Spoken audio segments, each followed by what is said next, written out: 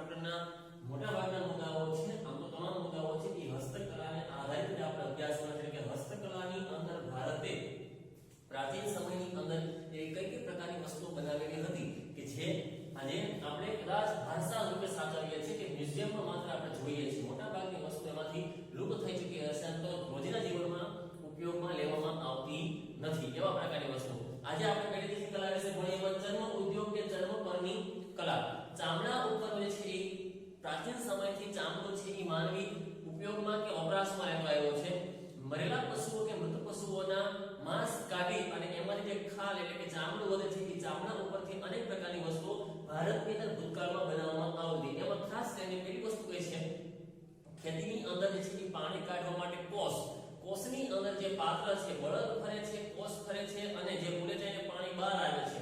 પણ એ પાણીને બહાર આવવા માટે લાકડાના માંસને જે જળેલું હતું એ કોષ હતો. એ કોષની અંદર પાણી ભરવામાં આવતું અને બહાર કાઢવામાં આવતું. એટલે ચામડું છે એ પહેલા પેલું માનવીએ છે એ કોષ માટે ઉપયોગમાં લીધો છે. પછીના તબક્કામાં વાત કરીએ તો પાણીને સાચવવા માટે મશકો અને પખાલો આનો ઉપયોગ પણ કરવામાં આવતો હશે. ઘણી વખત આજના સમયની અંદર આપણી પાસે આધુનિક એવા પાણી ભરવા માટેના ટાંકાઓ છે, પ્લાસ્ટિકમાં કે સિમેન્ટથી બનેલા ભૂગર્ભના ટાંકાઓ છે જેમાં આપણે પાણી સ્ટોક કરી શકીએ, જ્યાં સુધી રાખવું હોય ત્યાં સુધી રાખી શકીએ. પણ ભૂતકાળની અંદર આવા પ્રકારના ટાંકાઓ ન હતા, પ્લાસ્ટિકના ટાંકાઓ ન હતા. જો ઘરની અંદર ખાડો કરવામાં આવે અને ખાડામાં પાણી ભરી રાખવામાં આવે, કારણ કે ઘરમાં આપણી પાસે ટાંકીઓ છે પાણી ભરવાની, પણ ત્યારે ટાંકીઓ પણ નહોતી લોકો પાસે. જો ખાડો કરીને ઘરમાં પાણી રાખવામાં આવે તો બને એવું કે અમુક સમયે પાણી બધું ભેજી ક્યાં વહી જાય? જમીનમાં વહી જાય. એટલે પાણીનો સંગ્રહ થઈ શકે નહીં. તો ત્યારે એ લોકો શું કરતા કે એ લોકો પખાલ પાથરતા હતા. આખો ખાડો કરવામાં આવે, એ ખાડાની અંદર છે એ ફરતી કોર છે ચામડું આખો પખાલ સમય પાથરી દેવામાં આવે, પછી અંદર પાણી ભરવામાં આવે, ભીજીને જમીનમાં જાય નહીં. મશકો જ્યારે પ્રવાસ કે મુસાફરી દરમિયાન હોય તો આપણા પાસે પાણીની બોટલો છે, તો જે શાસનકાળ જે તબક્કા દરમિયાન લોકો પાસે પાણીની બોટલો આવી હતી ને, સ્ટીલ કે ફાઈબર કે પ્લાસ્ટિકમાંથી બનેલી, તો એ લોકો શું કરતા, આવી પાણીની બોટલો બનાવવા માટે મશકો સ્વરૂપે છે એ અમુક પ્રકારના પાત્રો નાના ચામડાના બનાવતા જેમાં પાણી ભરતા. આ પાણી ઠંડુ ખૂબ લાંબો સમય રહેતું હતું. એટલે પખાલો અને મશકો એનો ઉપયોગ પણ ભૂતકાળમાં કરવામાં આવતો. આ ઉપરાંત ચામડાનો ઉપયોગમાં થતો ઢોલ, નગારા, તબલા કે ઢોલક જે આજે પણ થાય જ છે, વગાડવા માટેના વાજિત્રો એમાં કરવામાં આવતો. આ ઉપરાંત લુહારની ધમણો છે, ત્યાં પણ છે એ પાણી ફૂંક મારવા માટેની વાત કરવામાં આવે કે ધમણમાં છે એ ચામડું ભરેલું ફૂંક મારી અને કોઈ પણ ગરમ કરવા માટે કોલસાઓને એ વાપરવામાં આવતી. આ ઉપરાંત પાલતુ પશુઓને બાંધવા માટે પટ્ટા, આપણે આજે સાકરનો ઉપયોગ કરીએ છીએ પણ ભૂતકાળમાં લોખંડ ન હતું, ધાતુ ન હતી, ત્યારે પશુઓને બાંધવા માટે પટ્ટા બનાવવામાં આવતા. આ ઉપરાંત યુદ્ધની અંદર અમુક પ્રકારના પ્રાણીઓ કે એમના માંસમાંથી બનાવેલી છે એ ઢાલ બનાવવામાં આવતી. એ ઢાલનો ઉપયોગ પણ ચામડાનો છે એ યુદ્ધની અંદર રક્ષણ માટે કરવામાં આવતો. આ ઉપરાંત ભૂતકાળની અંદર છે એ ભરતવાળી મોજડીઓ હોય ચામડાની, પગરખા હોય, ચામડાના પાકીટ, પટ્ટા આપણા આજે આધુનિક યુગમાં પણ બને છે. ઘોડા અને ઊંટ જેવા પ્રાણીના પીઠ ઉપર બેસવા માટેના સાજ, પલાણ અને લગામ આ પ્રકારની વસ્તુઓ પણ ચામડામાંથી બનેલી. સાજ છે એ એકંદરે બનતો હોય કે માથે પાછળનો સામાન તો પલાણ એટલે કે જ્યાં પગું હોય, ધાતુનું પગું ટીંગાયેલું હોય પણ એ ચામડાની દોરી હોય, સાદી દોરી, સૂતરની દોરી ચાલે નહીં, કારણ કે કોઈ વજનવાળો વ્યક્તિ હોય તો એ દોરી તૂટી જાય. એટલે ચામડાની દોરી મજબૂત બને, તૂટતી નહીં. એટલે પલાણ અને જ્યારે ઘોડા કે ઊંટને પોતાના કંટ્રોલમાં કે અંકુશમાં રાખવા માટે જેને કહી શકાય કે લગામ, આ વસ્તુઓ પણ ભૂતકાળની અંદર ચામડામાંથી બનતી એવું કહી શકાય. આગળ વધીએ તો ત્યારબાદનો મુદ્દો છે એ છે મોતીકામ અને મીના કારીગરી. મોતીકામ એટલે કે શું છે તો અહીં ભારતની અંદર પ્રાચીન સમયમાં અનેક પ્રકારના અઢળક એવા દરિયાની અંદર સાચા મોતીઓ મળી આવ્યા જેનો ઉપયોગ ઘણી વખત કરવામાં આવતો. હીરાઓ પણ સાચા મળી આવ્યા, જે માયકદાર લોકો હતા એનો ઉપયોગ આભૂષણોમાં કરતા. મીના કારીગરી એટલે શું તો મીના કારીગરી એટલે સોના અને ચાંદીના આભૂષણો ઉપર રંગ પૂરવાની કલા એને મીના કારીગરી તરીકે ઓળખી શકાય. તો સમજીએ આ બે મુદ્દાઓ. પહેલા આપણે હીરા અને મોતીકામ વિશેનો અભ્યાસ કરીએ. ભારતમાં પૂર્વ, પશ્ચિમ અને દક્ષિણ એમ ત્રણેય સાઈડ 7517 કે 7516 કિમી લાંબો દરિયા કિનારો ભારતને મળેલો છે. હવે પશ્ચિમમાં છે અરબ સાગર, દક્ષિણમાં હિંદ મહાસાગર અને પૂર્વમાં બંગાળની ખાડી. હવે આપણને વિશાળ સમુદ્ર મળેલો હોવાને કારણે કહી શકાય કે ભૂતકાળની અંદર આપણને સાચા મોતીઓ પણ પુષ્કળ પ્રમાણમાં પ્રાપ્ત થયા છે અને એનો ઉપયોગ માલેતુજા એટલે કે શ્રીમંત લોકોએ પોતાના આભૂષણોમાં કર્યો હશે. આ ઉપરાંત દરિયાઈ માર્ગની મુસાફરી, દરિયાઈ ખેડી, દરિયાના વ્યાપાર આપણે વેપારી પ્રજા હોવાને કારણે ભારતની સાથે અનેક વિદેશી લોકોએ હીરા મોતીનો વેપાર પણ કરતા આવ્યા. ભારતના કારીગરોએ બનાવેલા હીરાઓ, મોતીઓ આભૂષણની દેશ અને વિદેશમાં પુષ્કળ માંગ લીધી. ખાસ કરીને આપણા એવા બે હીરાઓ જે કહી શકાય કે આજે મુક્ત અવસ્થામાં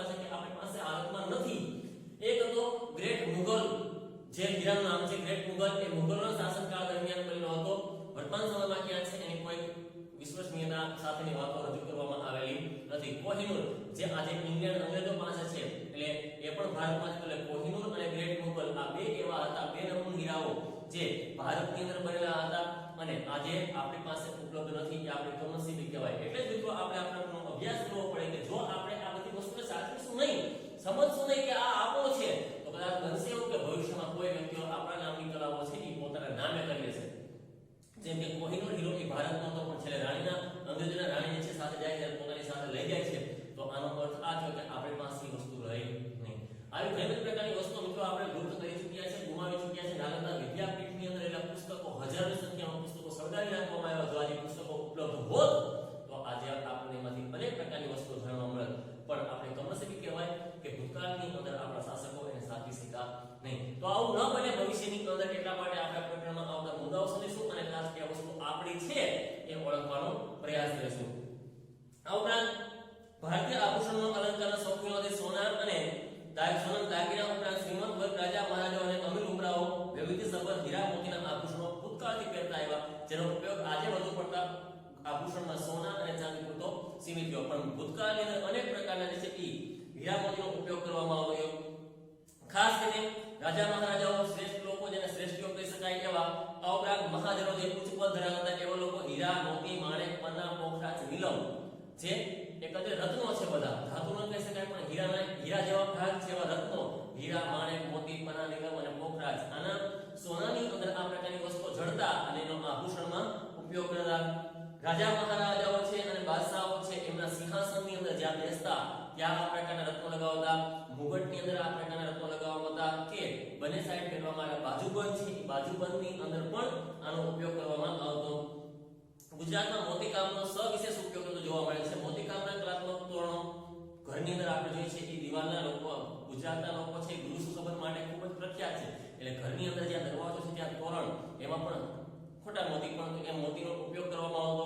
આ ઉપરાંત તોરણો, માળાઓ, કળશ, ઘૂઘરાઓ, પછી એટલે કે અંદરની સાઈડની દિવાલો, બારી, ચોરસ આકારના જે ચાકડાઓ છે, જે ચાકડાઓ શણગારવામાં આવતા. લગ્નની અંદર વરરાજાની હાથમાં રહેલું નાળિયેર એ પણ મોતીથી શણગારવામાં આવતું.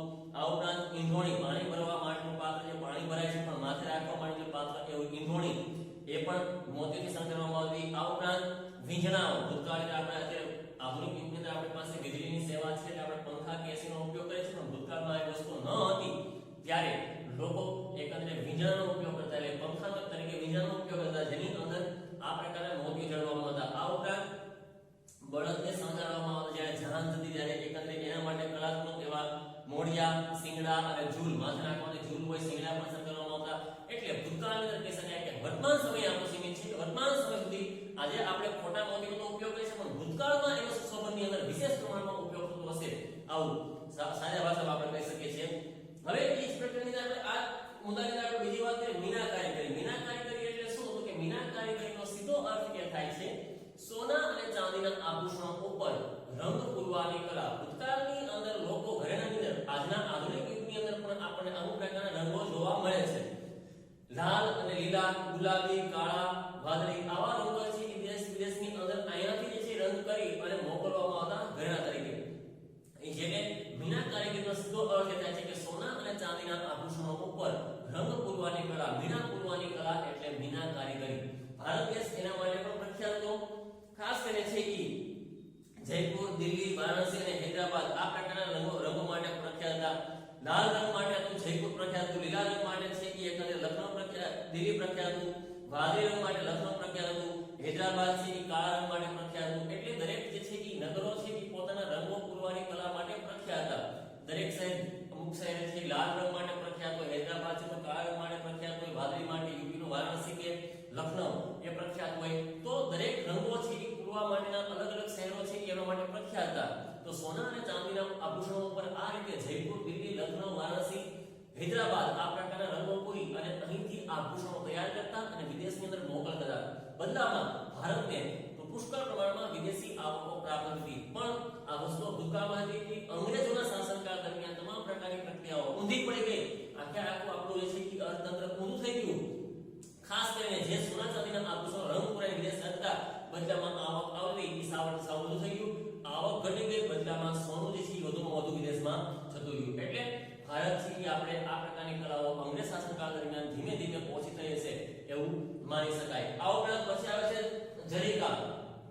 જરીકામ એટલે કાપડ ઉપર છે ઈ છપાઈ કરવી અને છપાઈ કરીને અમુક પ્રકારની જરી પૂરવી એના માટે પણ ભારત પ્રખ્યાત હતું. ખાસ કરીને યાદ રાખજો મિત્રો, આમાં એક પ્રકારનો એક જ માર્કનો પ્રશ્ન પૂછાશે. જરીકામ માટે કયું નગર પ્રખ્યાત હતું? તો જરીકામ માટે ભારતનું સુરત શહેર, ખાસ કરીને ગુજરાત રાજ્યનું સુરત શહેર છે એ જરીકામ માટે વિશેષ પ્રમાણમાં પ્રખ્યાત હતું. હવે આવે છે ધાતુકામ. ધાતુ વિદ્યા એ ભારતની પ્રાચીન વિદ્યા છે, કારણ કે આપણે જાણીએ છીએ કે આજકાલથી લઈ પણ ભૂતકાળથી ધાતુ જે છે તીર, ભાલા અને તલવાર, અહીંયાથી આપણે શરૂઆત કરીએ તો મોટા ભાગે ધાતુઓમાંથી બધી પ્રકારની વસ્તુઓ સોયથી માંડી અને મોટા મોટી તલવાર, આ તમામ પ્રકારની વસ્તુઓ ધાતુમાંથી બને છે. અહીં માનવીના યુગની અંદર જો વાત કરવામાં આવે તો પહેલો યુગ હતો એ હતો આદિમાનવ કાળમાં પાષાણ યુગ. પછી આવ્યો ધાતુની અંદર ધાતુ યુગની શરૂઆત થઈ.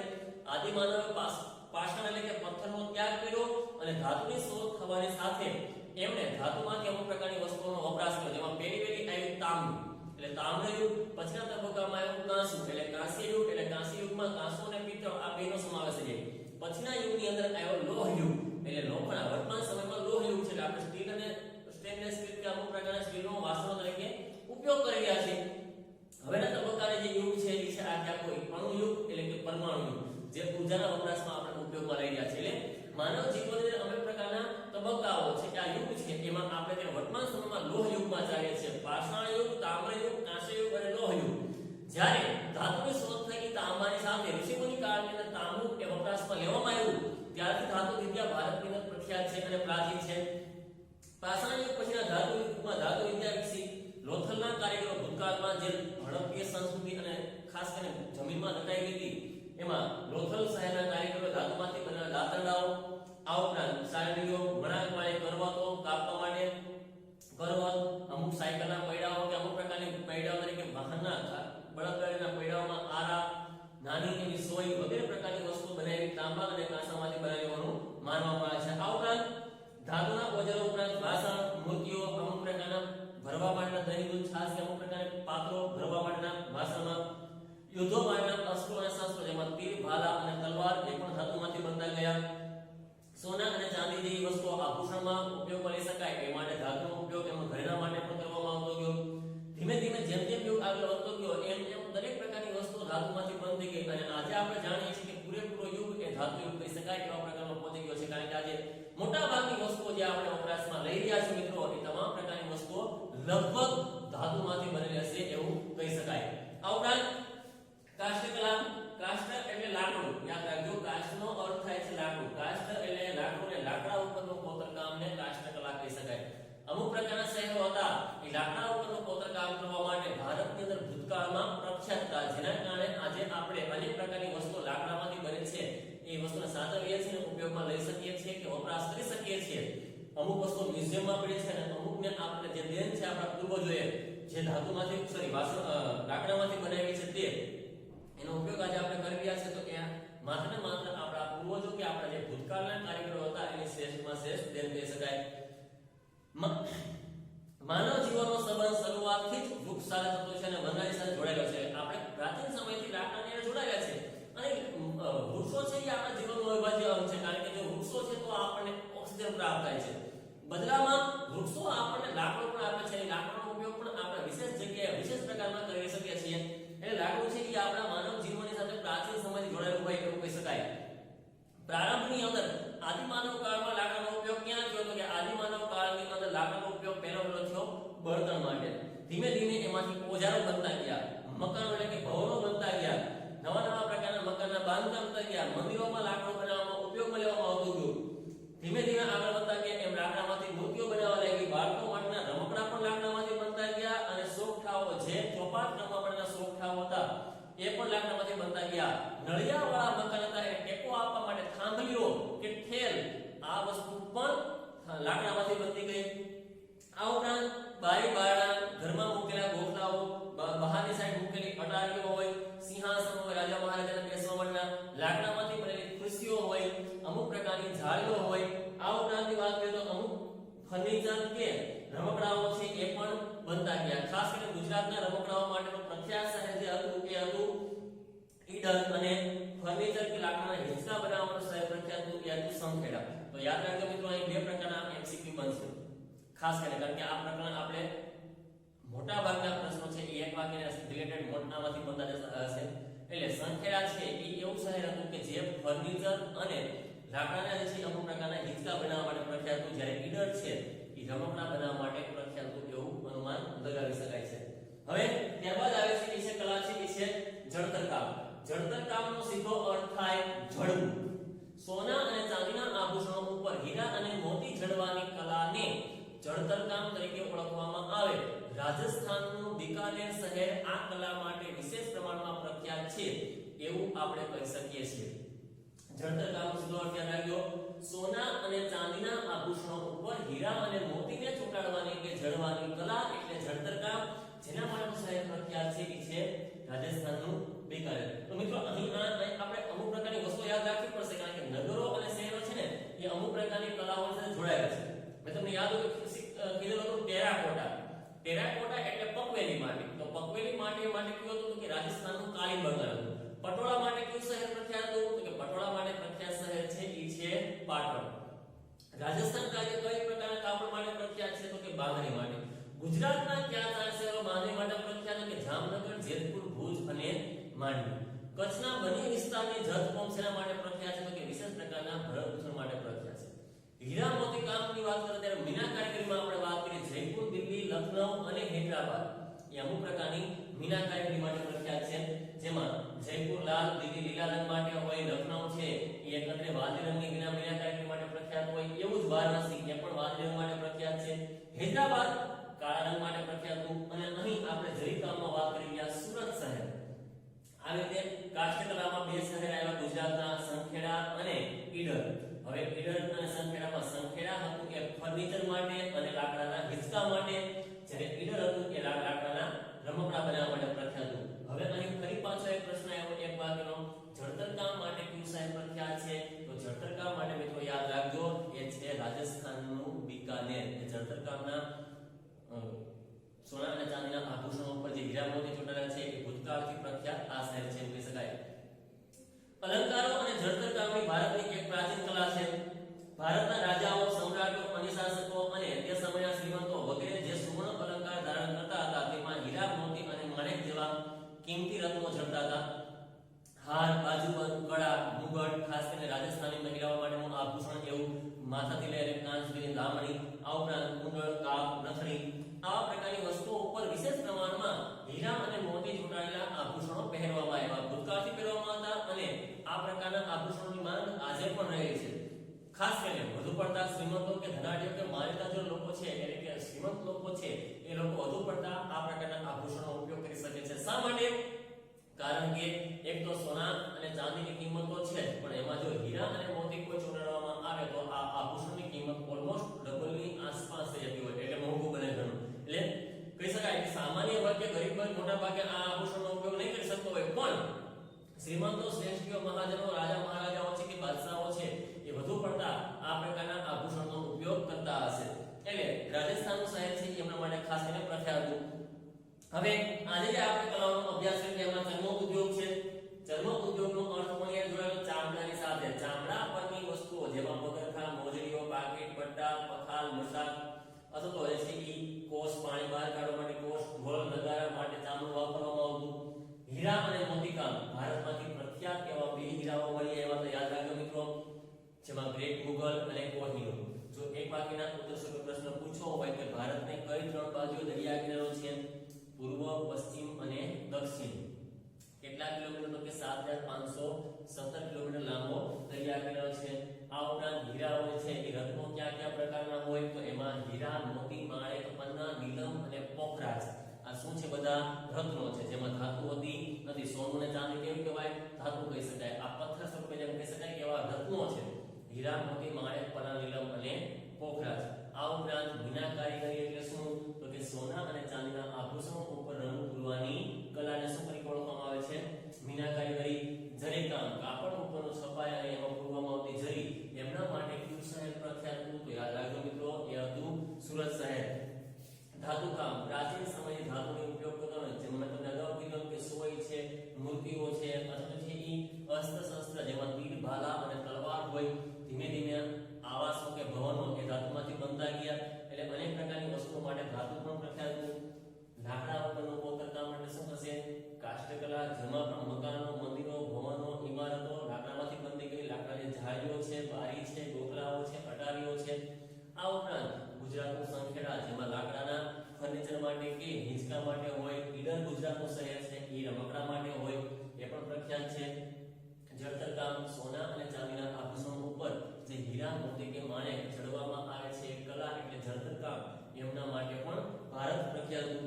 હવે આગળ વધીએ તો હજી એક નવો મુદ્દો આપણે લઈએ છીએ, એ છે અકીક કામ. અકીક એટલે શું? તો કે અકીક એક પ્રકારનો કિંમતી પથ્થર છે. યાદ રાખજો મિત્રો, અકીક કામનો સીધો અર્થ યાદ રાખજો. અકીક એટલે કે પથ્થર. નદીઓના ખીણ પ્રદેશમાંથી જે સતત માટે પાણીના પ્રવાહના ઘસારાની સાથે તૈયાર થતો પથ્થર એટલે કે અકીક. અકીક શા માટે? આ અકીક એક એવા પ્રકારની વસ્તુ છે કે ભૂતકાળની અંદર જેમ અત્યારે લોકો સોના ચાંદીના આભૂષણો પહેરે છે, એમ મધ્યમ વર્ગના લોકો અકીકનો ઘરેણા તરીકે ઉપયોગ કરતા. એટલે અકીક છે ને એ એક પ્રકારનું ઘરેણું છે. વર્તમાન સમયની અંદર આનો કોઈ પ્રકારનો ઉપયોગ હોતો નથી, અથવા તો આના પ્રકારનો ઉદ્યોગ ચાલતો પણ નથી.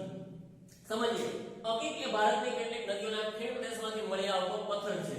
એક પ્રકારનો કિંમતી પદાર્થ છે. તેમાં અકીક એટલે કે ચમક અને અર્ધ પારદર્શક, એક ચમકતો ચમક પ્રકારનો અને અર્ધ પારદર્શક, જે આપણે આરપાર જોઈ શકીએ પણ પૂરેપૂરો નહીં, પૂરેપૂરો પારદર્શક કે પાણી કલર નથી, એવા પ્રકારનો પથ્થર જે ધાતુ પણ હોઈ શકે અથવા તો ભૂરો પણ હોઈ શકે છે.